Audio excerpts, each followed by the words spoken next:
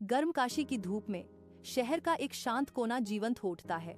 अपनी कार्यशाला के अंदर विजय, एक प्रसिद्ध मूर्तिकार, कुशल हाथों से सावधानी पूर्वक पत्थर को आकार देते हैं। सूर्य की रोशनी विजय के चारों ओर नाचते धूल के कणों को पकड़ती है, क्योंकि वह मूर्ति पर छेनी चलाता है। रवि, युवा और उत्सुक, अपने गुरु को देखता है। उसकी आंखों में ज्ञान की प्यास झलकती है। हवा शांत है। विजय की छेनी की लयबद्ध थपकी को छोड़कर, जो निर्माण का एक नृत्य है, विजय की कार्यशाला में लकड़ी और मिट्टी की खुशबू हवा में भर जाती है, क्योंकि धूप ऊंची खिड़कियों से आती है। रवि विजय के पास जाता है। धूल के कण हवा में नाचते हैं, सूर्य की किरणों से प्रकाशित होते हैं। रवि की आवाज उत्साह से गूंजती है, गुरुजी, यह हमारे जीवन का सबसे बड़ा अवसर है। गुरुजी, यह हमारे जीवन का सबसे बड़ा अवसर है। रवि खुशी से चिल्लाया। उसकी आंखें उम्मीद से चमक रही थीं।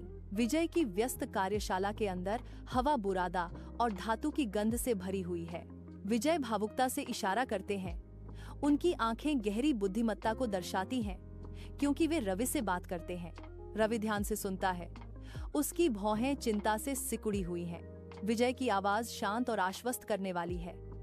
रवि, तुम अपने कर्मों के फलों की चिंता कर रहे हो।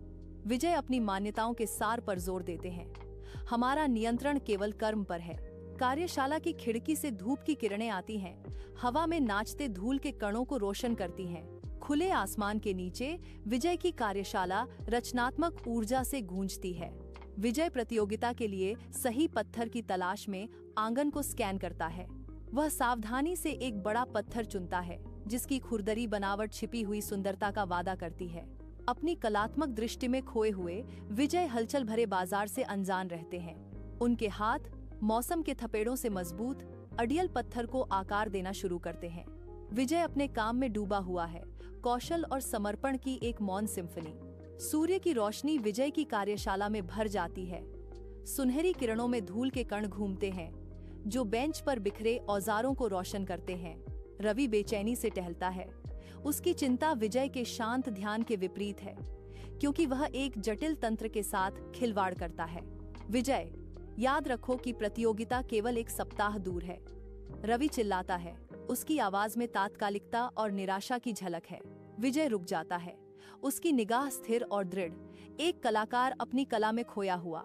मैं समय का सेवक नहीं, बल्कि कर्म का पुजारी हूँ। कैमरा विजय के हाथों पर केंद्रित है, जो चुस्त और सटीक है, क्योंकि वह अपने काम पर लौटता है। तंत्र धूप में चमक रहा है।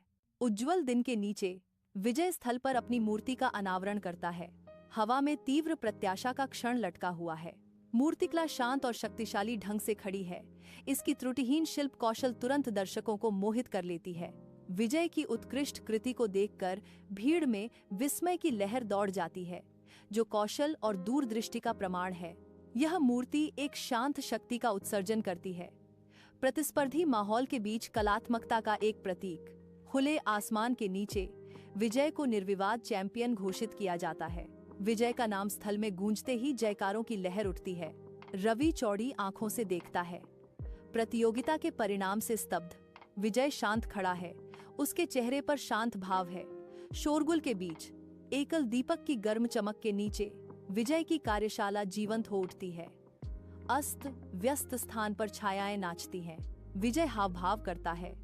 उसकी आंखें जोश से चमक रही हैं, क्योंकि वह रवि से बात करता है। हवा को गंभीर दृढ़ विश्वास से भर देता है। रवि ध्यान से सुनता है। उसका चेहरा भ्रम के कैनवास से धीरे धीरे समझ में आ रहा है। कार्यशाला की हवा लकड़ी के बुरादे और तेल की आरामदायक खुशबू से भरी हुई है, जो उनके गहन आदान प्रदान को आधार प्रदान करती है। सच्ची सफलता कर्म की संतुष्टि में निहित है, विजय घोषित करता है। उसके शब्द छोटे से स्थान में गूंजते हैं। जब मैंने अभिनय किया तो मुझे इनाम की परवाह नहीं थी, रवि जवाब देते हैं। उनका भाव नई स्पष्टता के साथ नरम पड़ जाता है।